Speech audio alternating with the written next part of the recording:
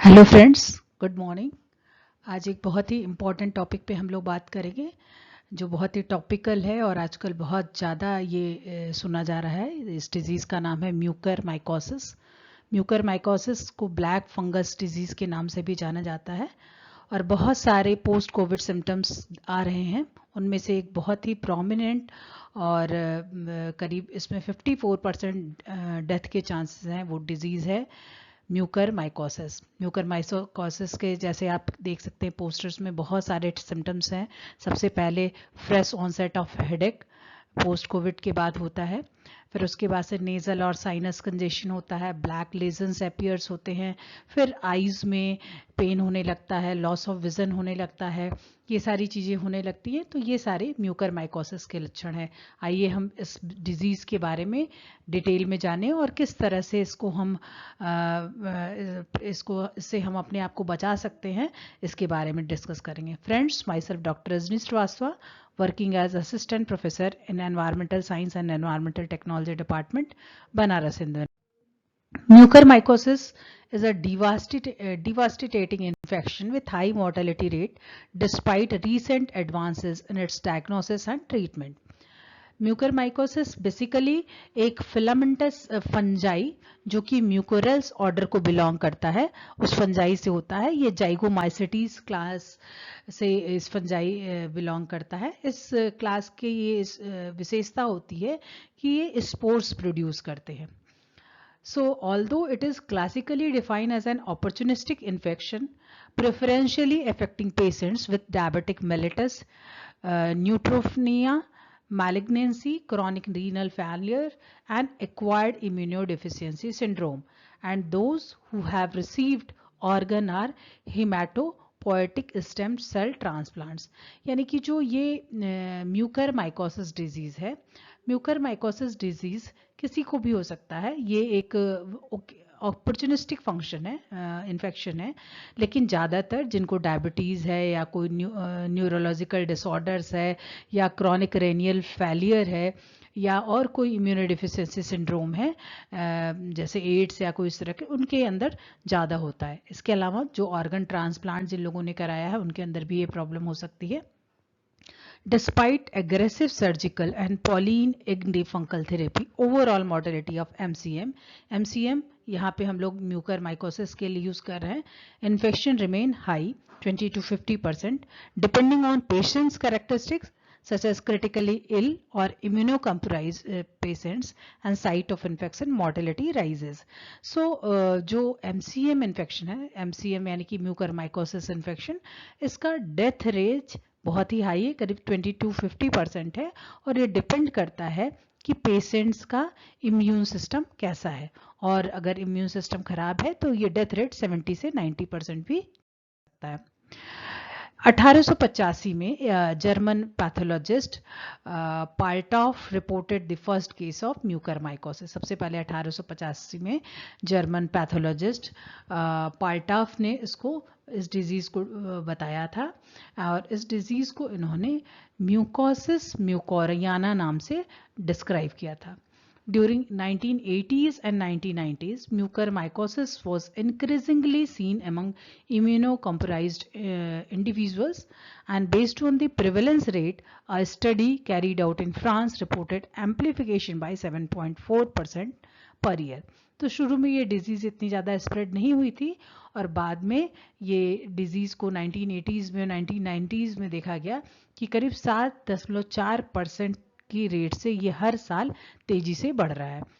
Clinical presentation and manifestation, जो Mucor mycosis का infection है ये दो तरह से हो सकता है। ये आप डायग्राम में देख सकते हैं, you can see in this figure कि किस तरह से ये स्टार्ट हो रहा है सिम्टम। यहाँ आईज के पास रेडिश पैच के फॉर्म में सिम्टम स्टार्ट हो रहा है। तो दो तरह से सिम्टम्स हो सकते हैं, एक superficial and visceral symptoms, local and disseminated system. Superficial form occur in external ear, fingernail, skin. Visceral forms are manifested as pulmonary, gastrointestinal, and rhinocerebral type. Or entry of these spores may take place either through cutaneous or respiratory route. So cutaneous या respiratory routes के through इसका इस spores सो इस spores की entry cutaneous और respiratory root से होती है और धीरे धीरे इसका स्पोर्स अंदर जाता है और पूरे बॉडी में फैलने लगता है. सो ये आँख के रास्ते, कान के रास्ते या फिंगर नेल्स के रास्ते या स्किन के रास्ते हमारे बॉडी के अंदर पहुंचता है. American pathologist R.D. Baker coined the term mucormycosis. इन्होंने म्यूकरमाइकोसिस टर्म दिया और it is also known as zygomycosis. इसको जाइगोमाइकोसिस भी हम लोग कहते हैं. Zygomycosis, it can be defined as an insidious fungal infection caused by members of mucorales and zygomycotic species. तो ये दोनों स्पीसीज इस डिजीज को फैलाते हैं. इसके अलावा और भी दूसरे फंगल स्पीसीज है, जैसे राइजोम्यूकर स्पीसीज है, सिंसेफेलेस्ट्रम स्पीसीज है, और ये सारे स्पीसीज भी जैसे राइजोम्यूकर स्पीसीज है, ये भी इस इन्फेक्शन को फैलाने में मदद करते हैं. तो आपने पिछले स्लाइड में देखा कि किस तरह से रेडिश पैच के फॉर्म में ये इन्फेक्शन स्टार्ट हो रहा है और धीरे धीरे धीरे धीरे ये इन्फेक्शन बढ़ते बढ़ते इस फॉर्म में आ जाएगा. नेजल एरिया आपके नोज और आइज के पास और एक तरफ फेस पे धीरे धीरे डेवलप हो जाएगा. As soon as the spores penetrate into the lungs और cutaneous tissue, the first line of defence in the healthy host is capable of destroying the spores via oxidative metabolism and cationic peptidase. जैसे ही ये spores lungs में या cutaneous tissue में चाहे inhalation के through या मुंह के थ्रू, नाक के थ्रू घुसता है, जो फर्स्ट लाइन डिफेंस मैकेनिज्म है हमारे बॉडी का, उसको ये डिस्ट्रॉय कर देता है और जो ऑक्सीडेटिव मेटाबॉलिज्म है उसके थ्रू हमारे बॉडी में घुस जाता है. Risk factor include uncontrolled diabetes mellitus. सबसे ज़्यादा रिस्क की कंडीशन में कौन रहता है? जो डायबिटीज मिलेटस बीमारी से ग्रसित है, जो ओवर एस्टेरॉयड यूज़ किया हुआ हो, कीटो एसिडोसिस हो, एक्सट्रीम ऑफ एजेस हो, न्यूट्रोपेनिया हो, स्पेशली जो एड्स के पेशेंट्स है, रीनल इंसफिशिएंसी हो, ऑर्गन या स्टेम सेल ट्रांसप्लांटेशन हुआ हो, या आयरन ओवरलोड हो, स्किन ट्रामा हो, ब्रॉड स्पेक्ट्रम एंटीबायोटिक्स उसको चल गई हो, इंट्रावेनस ड्रग्स इसने यूज़ किया हो. अगर ये सारी चीज़ें हैं तो उनके अंदर इस तरह के डिजीज़ के रिस्क फैक्टर सबसे ज़्यादा है, इस तरह के डिजीज़ होने के चांसेस सबसे ज़्यादा है.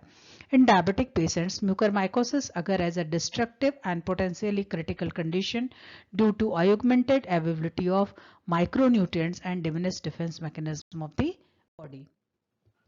डॉक्टरों का ऐसा मानना है, doctors believe mucormycosis which has an orally mortality rate of 50% may be being triggered by use of steroids, a life-saving treatment for severe and critically ill COVID-19 patients.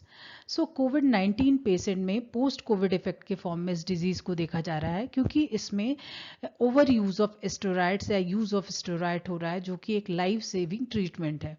तो जब ये इस ड्रग्स का ज़्यादा यूज़ हो रहा है तो वहाँ पे जो हमारा इम्यून सिस्टम है वो प्रभावित हो जाता है. उसके कारण ये डिजीज़ जो म्यूकरमाइकोसिस डिजीज़ है, इसके होने के ज़्यादा चांसेस हो जा रहे हैं. जो स्टेरॉइड्स दिया जाता है, steroids reduces inflammation in the lungs for covid and appear to help stop some of the damage that can happen when the body immune system goes into overdrive to fight off coronavirus, but they also reduce immunity and push up blood sugar in both diabetes and non-diabetic COVID-19 patient. और ये steroids देने के कारण ये sugar level को बढ़ा देता है डायबिटिक पेशेंट्स में as well as non diabetic patient दोनों में बढ़ा देता है.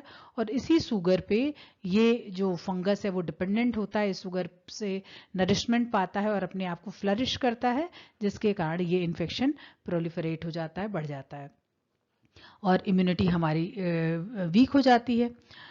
Patient suffering from fungal infection typically have symptoms of stuffing and bleeding nose. किस फॉर्म में सिम्टम्स आते हैं पेशेंट्स के अंदर? सबसे पहले स्टफी और bleeding nose, then swelling of and pain in the eyes, dropping of eyelids and blood and finally loss of vision.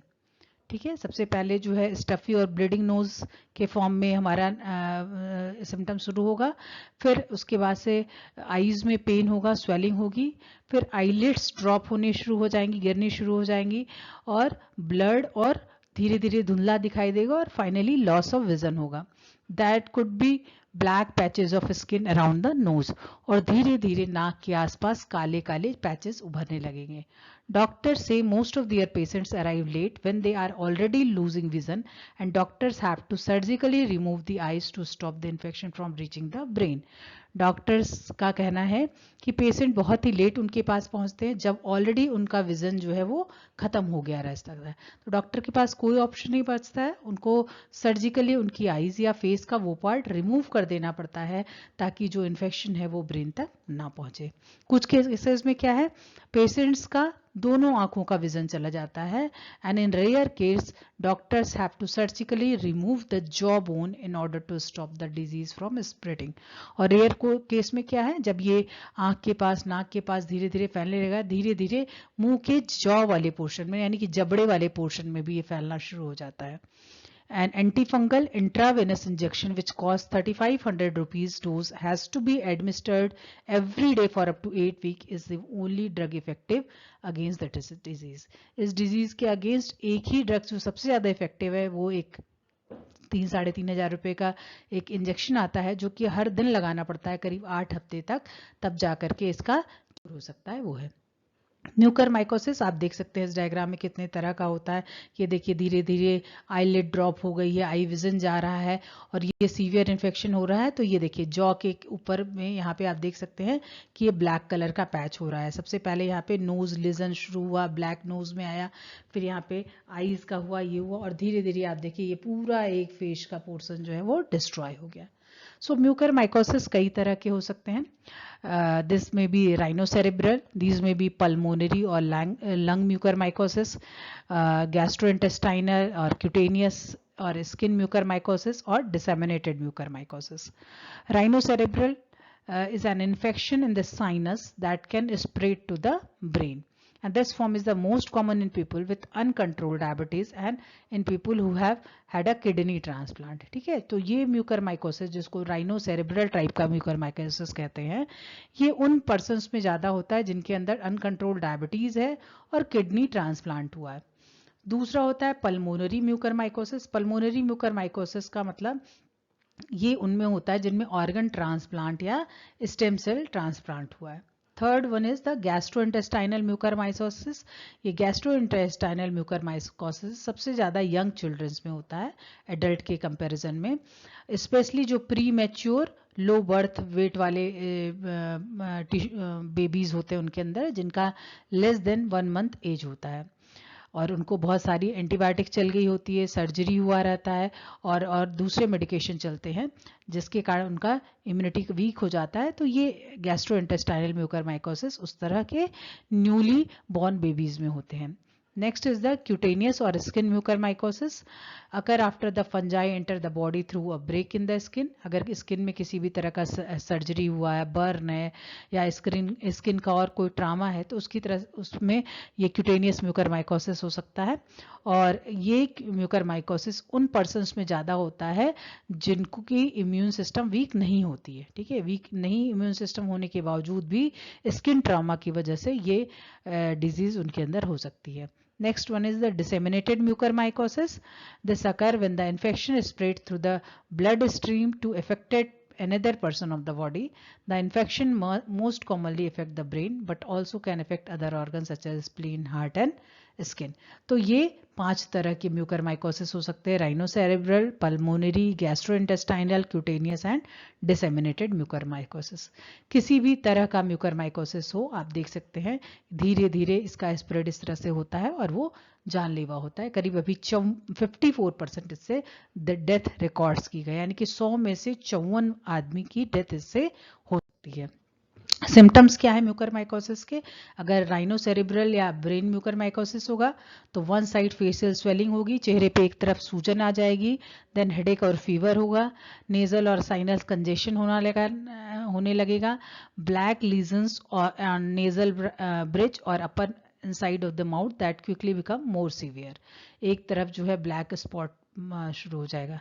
दूसरा है पल्मोनरी म्यूकरमाइकोसिस. पल्मोनरी म्यूकरमाइकोसिस में भी फीवर होगा, कफ होगा, चेस्ट में पेन होगा और शॉर्टनेस ऑफ ब्रेथ होगी. पल्मोनरी यानी जो लंग्स में होता है. Cutaneous mucormycosis look like blisters और ulcers and the infected area में टर्न ब्लैक। दूसरे सिम्टम्स हो सकते हैं कि पेन होगा, एक्सेसिव रेडनेस होगा, स्वेलिंग होगा, जहाँ पर भी घाव है वहाँ पे। गैस्ट्रोइंटेस्टाइनल म्यूकरमाइकोसिस का सिम्टम है कि एब्डोमिनल पेन होगा, नोजिया होगा, वोमिटिंग होगा। ये बताया था जैसे मैंने आपको कि छोटे बच्चों में ज़्यादा होता है, गैस्ट्रोइंटेस्टाइनल ब्लीडिंग होगा। And disseminated mucormycosis typically occurs in people who are already sick from other medical conditions. तो ये सारे सिम्टम्स म्यूकरमाइकोसिस से हैं, यानी कि एक तरफ फेशियल स्वेलिंग से लेके हेडेक हो सकता है, फीवर हो सकता है, काले ब्लैक पैचेस और लेजन्स आपको नाक और उसके आसपास या कान उसके आसपास दिखाई देंगे, और धीरे धीरे वो मुंह के अंदर जाएगा। फिर उसको ऐसे चेस्ट में पेन हो सकता है, आपका शॉर्टनेस ऑफ ब्रेथ हो सकता है। ये सारी चीज़ें इसके सिम्टम्स हैं। Actually mucormycosis is not a contagious. Contagious means कि ये एक पर्सन से दूसरे पर्सन में नहीं फैल सकता है, ना ही एक एनिमल से दूसरे एनिमल में फैलेगा। ये तभी फैलेगा जब म्यूकर का स्पोर्स एक जगह से दूसरी जगह, दूसरे बॉडी के अंदर एंटर करेगा। ये हर जगह रहता है। ये म्यूकर का स्पोर्स एनवायरनमेंट में होता है, एयर में होता है। हमेशा ये सारे स्पोर्स या फंगस एनवायरनमेंट में स्प्रेड रहते हैं, और इनको हम अवॉइड नहीं कर सकते। हमारा इम्यून सिस्टम ही इनसे लड़ता रहता है और ये हमको बचाता रहता है। लेकिन जब हमारा इम्यून सिस्टम कमज़ोर हो जाएगा तो ये फंगस हमारे ऊपर अटैक कर देता है और म्यूकरमाइकोसिस के फॉर्म में ये डिजीज स्प्रेड करता है। So it's difficult to avoid breathing in fungal spores because of fungi that cause mucormycosis are common in environment. There is no vaccine to prevent mucormycosis. जैसे अभी कोविड से बचने के लिए हमारे पास वैक्सीन आ गई, दूसरी और दवाइयाँ हैं, ऑक्सीजन थेरेपी है, बहुत सारी चीज़ें, लेकिन इस डिजीज से बचने के लिए कोई भी वैक्सीन नहीं है। और ये सिर्फ उनमें ज़्यादातर होता है जिसकी इम्यून सिस्टम वीक है। So we can protect our self from the environment. So हमारे पास एक ही उपाय है कि हम अपने आप को जो एनवायरमेंट में स्पोर्स उड़ रहे हैं या फैले हुए हैं उनसे अपने आप को बचाएं। So how can we save our self? First, try to avoid areas with a lot of dust like construction और excavation sites. If can't avoid this area, wear 995 respirator, यानी कि 995 वाला मास्क पहने, फेस मास्क पहने, अगर हम dust या constructed area में, कंस्ट्रक्शन एरिया में जाने से अपने आप को नहीं बचा सकते हैं। दूसरा, avoid direct contact with water damaged building and flood water after hurricanes and natural disasters, यानी कि जो वाटर डैमेज्ड बिल्डिंग है या फ्लडी एरिया है वहाँ पर जाने से बचें। Next is avoid activities that involve close contact to soil or dust such as yard work or gardening if is it not possible. Wear shoes, हमेशा जूते पहने, लॉन्ग पैंट्स पहने, लॉन्ग स्लीव्स के शर्ट पहने जब भी हम आउटडोर एक्टिविटी कर रहे हैं, जैसे कि गार्डनिंग कर रहे हैं, यार्ड वर्क कर रहे हैं या वुडन एरिया में विजिट कर रहे हैं। वियर ग्लव्स, हमें हाथ में ग्लव्स पहने when handling materials such as soil, moss or manures. Next is to reduce the chance of developing a skin infection. Clean skin injuries well with soap and water, especially if they have been exposed to soil or dust. ठीक है, ये सारी चीज़ें करके हम अपने आप को इस म्यूकर के इन्फेक्शन से बचा सकते हैं। And last one and very important thing is required, that is the anti fungal medication. So what can we do in the treatment? Mucormycosis is a serious infection and need to be treated with prescription antifungal medicine, amphotericin B, posaconazole or isavuconazole, and these medicines are given through a vein. इंट्रावेनल होता है, amphotericin B हो चाहे पोसाकनाजोल हो, सब इंट्रावेनल होता है और by mouth दोनों के थ्रू दिया जा सकता है. Other medicine including fluconazole, voriconazole and echinocandins do not work against fungi that causes mucormycosis. Often mucormycosis requires surgery to cut away the infected tissues. तो अल्टीमेटली अगर ज़्यादा इन्फेक्शन हो गया है तो टिश्यूज को कट करके निकालना ही ऑप्शन है. दीज आर द रेफरेंसेस, जहाँ से ये रिसर्च पेपर के रेफरेंसेस है जहाँ से ये सारी इन्फॉर्मेशन ली गई है और आपके सामने प्रेजेंट की गई है. Thank you so much. If you really like this video, kindly like, share and subscribe my YouTube channel, Rajni Classes. इस इंफॉर्मेशन को आप लोग ध्यान से देखिएगा, यूज़ कीजिएगा और लोगों को शेयर कीजिएगा ताकि इस सही समय पे सही ट्रीटमेंट मिल सके लोगों को और डिजीज़ को आइडेंटिफाई कर पाए और सर्जरी होने से पहले अपने आप को एंटी फंगल मेडिसिन से बचा सके। So thank you so much.